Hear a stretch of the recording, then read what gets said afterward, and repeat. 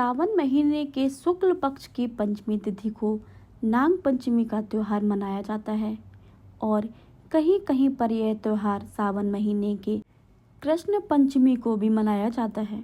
नाग पंचमी हिंदुओं का पावन पर्व है।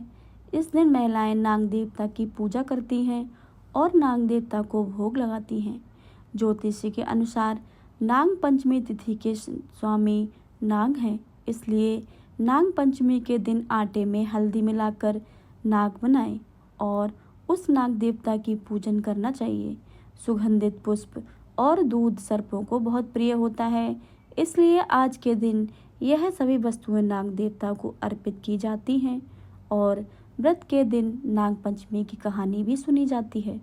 नाग पंचमी के दिन प्रसाद के रूप में भुने हुए चने और जौ बांटे जाते हैं। इस दिन नाग पंचमी की कहानी या नाग पंचमी की व्रत की कथा सुनने से व्रत का पूर्ण फल प्राप्त होता है। तो आइए आज की इस वीडियो में आपको सुनाते हैं नाग पंचमी की संपूर्ण कथा। सबसे पहले आप सभी को नाग पंचमी की हार्दिक शुभकामनाएं। नाग पंचमी की पहली पौराणिक कथा के प्राचीन काल में एक सेठ जी के 7 पुत्र थे। सातों के विवाह हो चुके थे। सबसे छोटे पुत्र की पत्नी श्रेष्ठ चरित्र की, विदुषी और सुशील थी, परंतु उसके भाई नहीं था। एक दिन बड़ी बहू ने घर लीपने को पीली मिट्टी लाने के लिए सभी बहुओं को साथ चलने को कहा, तो सभी धलियां और खुरपी लेकर मिट्टी खोदने लगी। तभी वहां एक सर्प निकला, जिसे बड़ी बहू खुरपी से मारने लगी। यह देखकर छोटी बहू ने उसे रोकते हुए कहा, मत मारो इसे, यह बेचारा निरपराध है। यह सुनकर बड़ी बहू ने उसे नहीं मारा। तब सर्प एक ओर जा बैठा। तब छोटी बहू ने उससे कहा कि हम अभी लौट कर आती हैं, तुम यहाँ से जाना मत। यह कहकर वह सबके साथ मिट्टी लेकर घर चली गई और वहाँ कामकाज में फंसकर सर्प में जो वादा किया था उसे भूल गई। से दूसरे दिन यह बात याद आई तो सबको साथ लेकर वह वहां पहुंची और सर्प को उस स्थान पर बैठकर देखकर बोली, सर्प भैया नमस्कार। सर्प ने कहा, तू भैया कह चुकी है, इसलिए तुझे छोड़ देता हूँ, नहीं तो झूठी बात कहने के कारण तुझे अभी डस लेता। वह बोली, भैया मुझसे भूल हो गई, उसकी क्षमा मांगती हूँ। तब सर्प बोला, अच्छा तू आज से मेरी बहन हुई और मैं तेरा भाई हुआ, जो मांगना है मांग ले। वह बोली, भैया मेरा कोई नहीं है, अच्छा हुआ तू मेरा भाई बन जा। कुछ दिन व्यतीत होने पर वह सर्प मनुष्य का रूप रखकर उसके घर आया और बोला कि मेरी बहन को भेज दो। सबने कहा कि इसके तो कोई भाई नहीं था, तो वह बोला, मैं दूर के रिश्ते में इसका भाई हूँ, बचपन से भी बाहर चला गया था। उसके विश्वास दिलाने पर घर के लोगों ने छोटी को उसके साथ भेज दिया।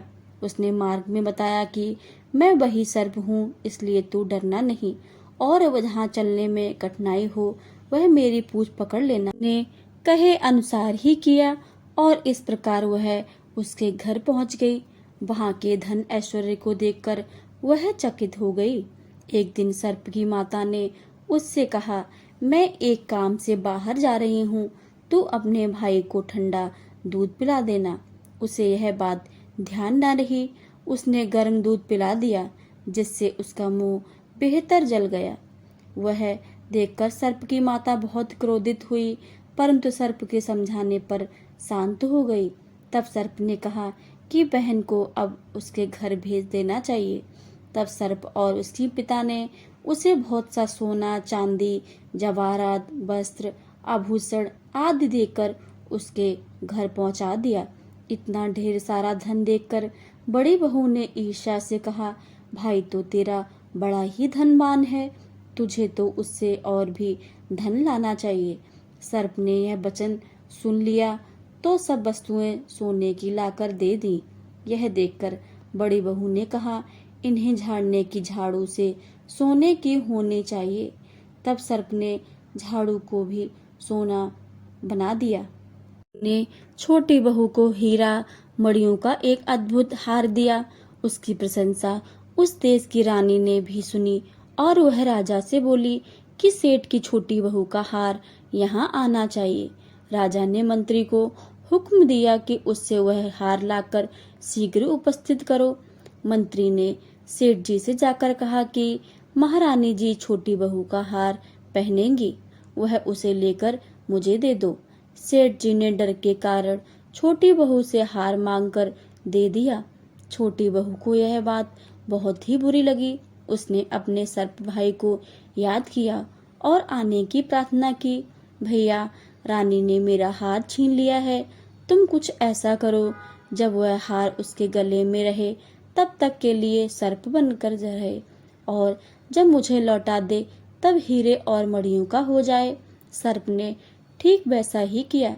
जैसे ही रानी ने हार पहना वैसे ही वह सर्प बन गया। यह देखकर रानी चीख पड़ी और रोने लगी।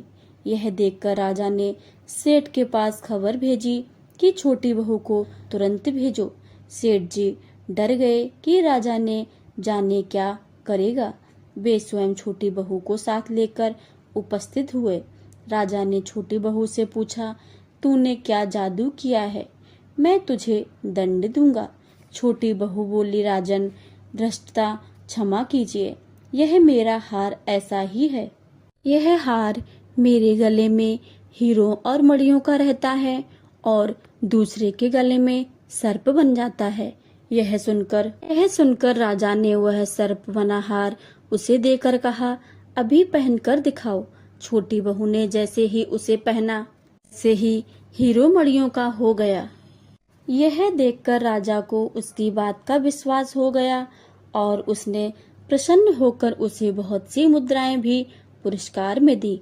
छोटी वह अपने हार और इन सहित घर लौट चली आई। उसके धन को देखकर बड़ी बहू ने ईर्ष्या के कारण उसके पति को सिखाया कि छोटी बहू के पास कहीं से धन आया है। यह सुनकर उसके पति ने अपनी पत्नी को बुलाकर ठीक ठीक बता कि यह धन तुझे कौन देता है। तब वह सर्प को याद करने लगी। तब उसी समय सर्प ने प्रकट होकर कहा, यदि मेरी धर्म बहन के आचरण पर संदेह प्रकट करेगा तो मैं इसे खा लूंगा। यह सुनकर छोटी बहू का पति बहुत प्रसन्न हुआ और उसने सर्प देवता को बड़े सत्कार से आदर सम्मान किया।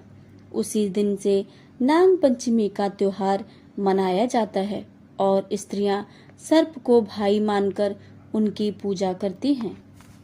सर्प देवता को दूध पिलाती हैं। जो भी जातक, जो भी भक्त सच्चे हृदय के साथ नाग पंचमी के दिन नाग देवता का पूजन करते हैं, उन्हें दूध चढ़ाते हैं और दूध में गाय के दूध से उनको नाग देवता का अभिषेक करते हैं, तो नाग देवता उस पर प्रसन्न होकर मनोवांछित फलों को प्रदान करते हैं। तो बोलिए प्रेम से, नाग देवता की जय, भगवान विष्णु की जय, भगवान भोलेनाथ की जय। इस प्रकार से जो भी भक्त सच्चे हृदय के साथ, नियम और निष्ठा के साथ नाग देवता का पूजन करते हैं, इससे भगवान शिव जी, भगवान विष्णु और नाग देवता का आशीर्वाद प्राप्त होता है। इससे काल सर्प आदि दोषों का वह नहीं होता है। इन सभी दोषों से मुक्ति भी होती है। तो आशा करती हूँ यह जानकारी आपको अच्छी लगी हो। तो ऐसे ही ज्ञानवर्धक जानकारियों को प्राप्त करने के लिए हमारे इस चैनल पे अगर नए आए हैं तो चैनल को लाल बटन दबाकर सब्सक्राइब करें। साथ ही बेल आइकन की घंटी को जरूर दबा लें ताकि मेरे वीडियो की जानकारी सबसे पहले आपके पास मिले। वीडियो को लाइक करें, शेयर करें। सुखी रहें और स्वस्थ रहें। जय श्री राधे कृष्णा।